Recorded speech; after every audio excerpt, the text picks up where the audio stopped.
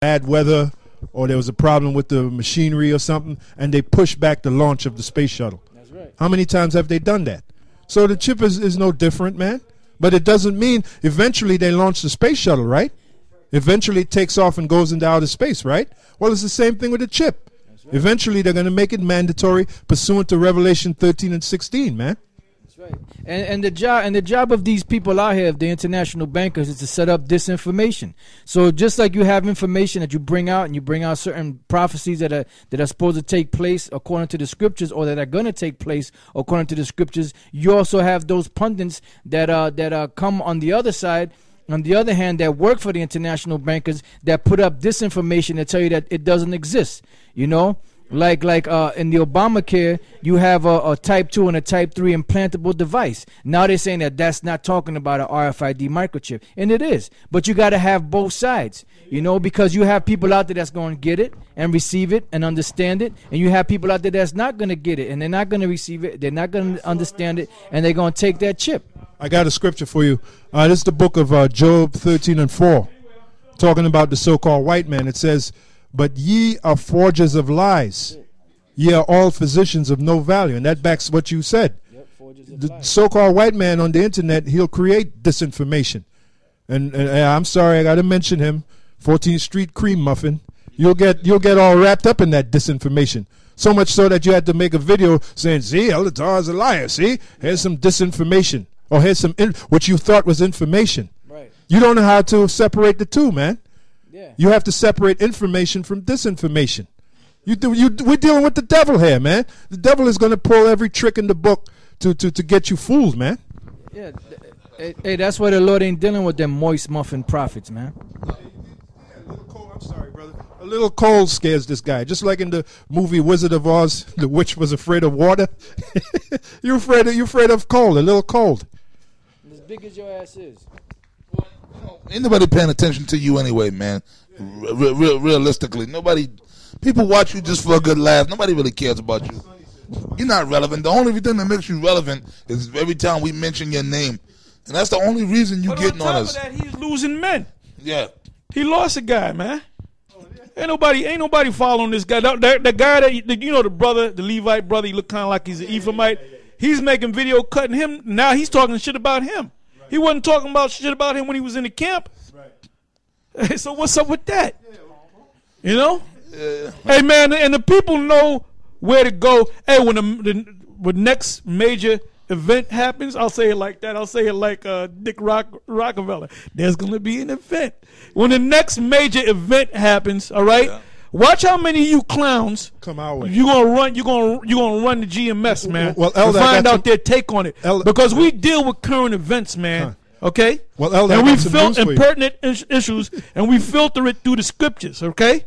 Well, Elder, I got some news for you. Nick Rockefeller never existed. Well, I heard that. No, that's what I heard. That's what I heard. That's what I heard. That's what I heard. Yeah. But that's what these devils do. Yeah. You know? Haven't you ever heard something called plausible deniability? Look that up on Wikipedia, man. Plausible deniability. This is what we're talking about. The devil here, man.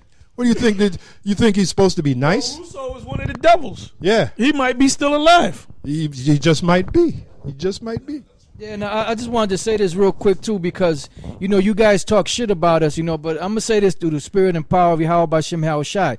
It was through, beginning with Elder Tar and down, it was through us that made you guys step up your game, man, and get into certain information or whatever you do. Yeah, and that's why Nasi did a address to the union talking about, I respect you GMS guys, I want to touch base with y'all. We ain't touching base with you, brother, okay? You on a low level, my man. I said, if you want to get with us, you can put in the application to join the camp, and then you're gonna have to be a buck private, man. That's right. Okay. That's right. I'm just telling you like it is, brother. All right. GMS is the #1 spiritual group on the planet, man. When it comes to the prophecies, when it comes to these scriptures, banging at these scriptures, okay. The Moors ain't got it. The Kemetic people, and hey, you keep making them, and all you guys, you know what you guys do, man? You know what a good theme song would be for you guys? Billy Preston going around in circles. Yeah, You know? Or Atlantic Star. Circles. Yep. Yeah, I gotta speak yours first. No, go ahead. This is hey man, the 14th Street Queer, man. Now you say, oh yeah, that's not true. The chip ain't true. Look, the scriptures. Well, prophecy, the book of Obadiah. I'm gonna start at 5, because this devil wants it all, man. He wants it. Like my man, what's his name? Jordan. And like Anthony Hilton told you that. They want it all. Anthony Hilton told you that. All right, is Obadiah 1 and 5. If you knew the scriptures and the prophecies, you would know that the chip is true. And these devils. Oh, now that thing about the fake snow, I can imagine what the 14th Street faggot got to say. You guys are crazy. Hey, but let me say this. You had a bunch of videos that came out in the last couple of days about the fake snow. I put up one. Yeah. Now, how many of the other camps put up the fake snow thing? Chicago. Oh, well, I'm outside of GMS.